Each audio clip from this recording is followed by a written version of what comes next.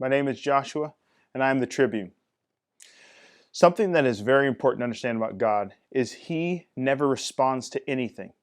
He doesn't respond. He acts. He is the initiator. He does not respond. So when we talk about God and when we think about God, we shouldn't think of Him as somebody who's always in a panic, someone who's always scrambling around trying to fix a situation. That is absolutely not true. And as builders, building things with God, we need to make sure that as friends, we treat Him as He really is. So it's impossible for you to treat Him as somebody who's reacting to everything and build beautiful things with Him. You can't do both at the same time. You have to see Him as somebody who is strategic, the most strategic ever.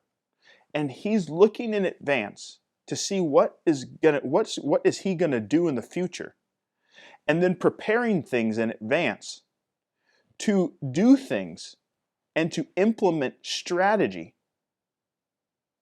that will confound the world, to raise things up that will benefit the kingdom and bring people closer to Him. Now, Satan loves to make everybody scramble.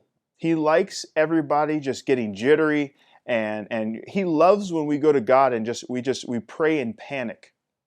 He loves that, because what we're doing in that situation is we are speaking to God as if He is not who He is, as if He's not all-knowing, as if He's always reacting. So when we treat God like He is the one who is reacting to Satan, then that means that we're saying that God is not in control. We're saying that Satan is actually in control. We're saying that Satan is holding everything in his hand, and whatever Satan does, God has to run behind him and try to fix it. No, that's absolutely not true. So when we are building, we need to make sure that we're thinking in this way, and the more we think like this, the better our plans will be with Him, because the easier we'll be able to hear what He's really telling us to prepare.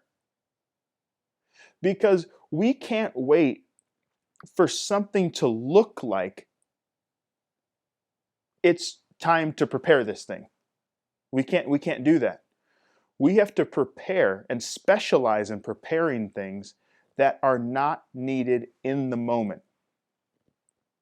This is the message for today.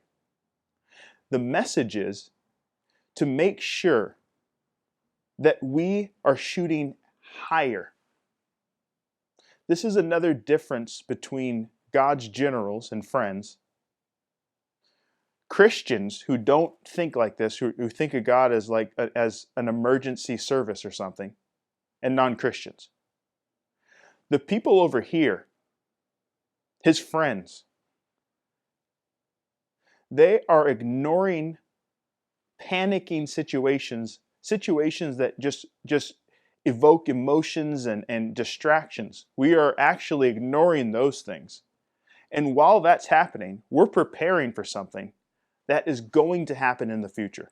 We're preparing for a season that people don't see right now.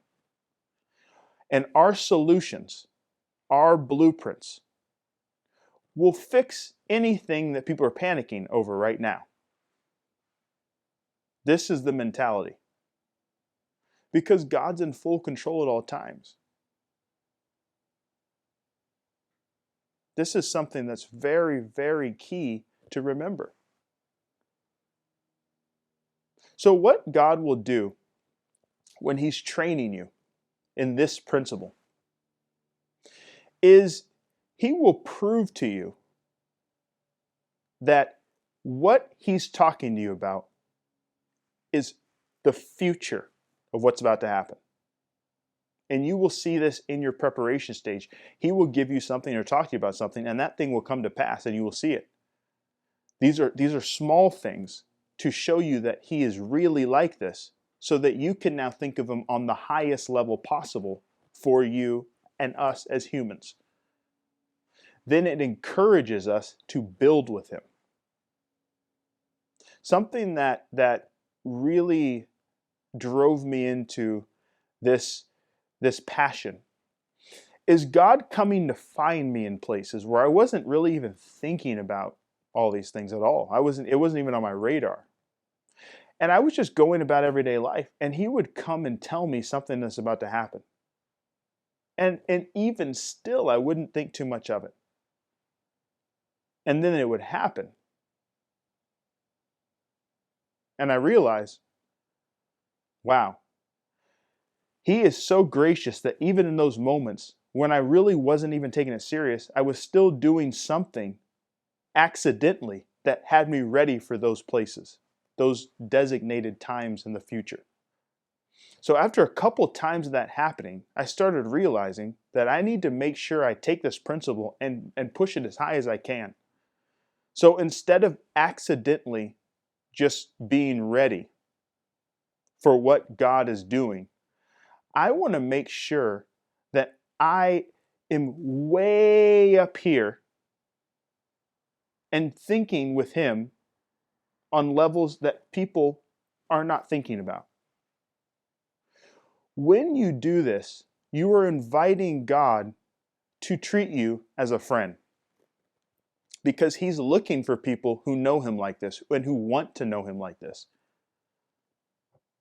because he's very strategic and he loves preparation and he loves building and he loves astounding people and he loves us.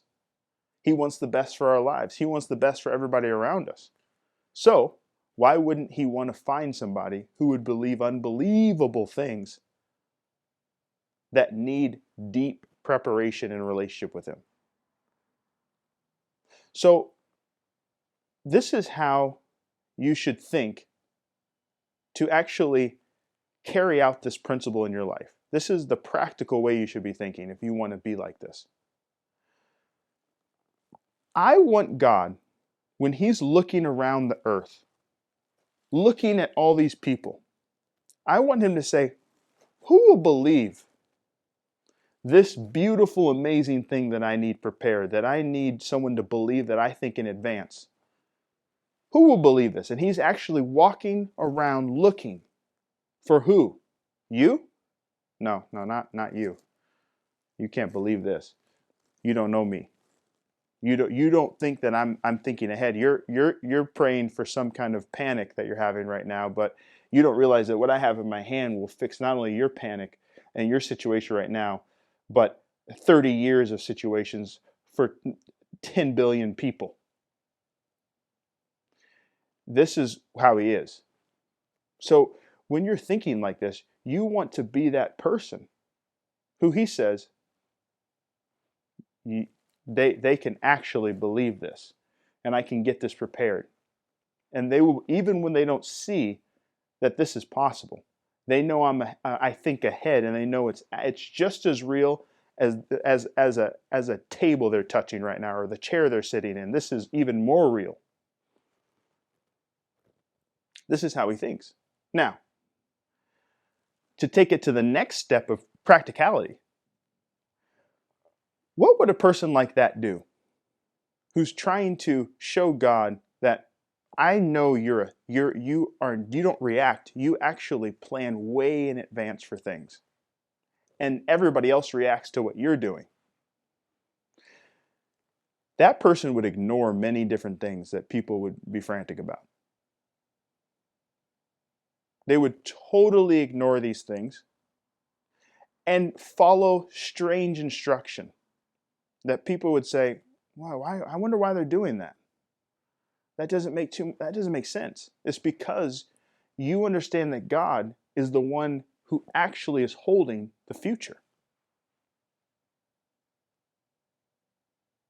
Many times, God will give you new commissions based off of what you actually did with the last thing, and he will actually show you how much he values this. And he's looking for people like this. Now, he will find them. if he can't find this kind of faith in the church, he will be going to the unbeliever, revealing himself to them, bringing them into the kingdom, and raising them up. He will bypass all these other people because these things need to get done, and nobody can stop them. He will use 3 people. He will use 2. What I challenge you with is, do not be the person he overlooks. Do not be the person who he loves and wants to use for something very specific, but he cannot use you because you think that he's reactionary. Do not be that.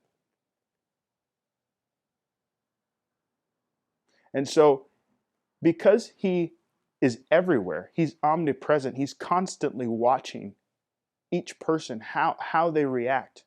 How do they react to situations? Are we going to panic when CNN tells us to panic? Is that what we're going to do? You're telling me that because a news station starts panicking about something they're worried about, that you're now going to spend a week watching that and talking to everybody you know about this panic, this false panic? Now you wasted a week, and God's watching that thinking, they don't know that I actually control this entire thing. I actually argue that the things people are panicking about these days, they are tests. So he can show people what they actually think of him, how they actually view him, so they can correct it. And I'm really specifically talking about Christians. It's really important that we don't get stuck and put them in a box of church, in a box of a building, in a box of routines. And we just carry him just in routines, and then when something happens, we think he just doesn't even know what to do about it, or that he's not in total control. And he's not planning for the future, and he already has an action for this that is going to fix everything, this and 1,000 other things, and all in one. This is how we need to see him as. Jesus Christ does not react to anything. He knows everything in advance, and he prepares for things. The enemy reacts to him. He's the one scrambling. Let us not scramble with him and lose all of our treasure. Instead, we need to build with the all-knowing one. We need a relationship with him. Hail Jehovah.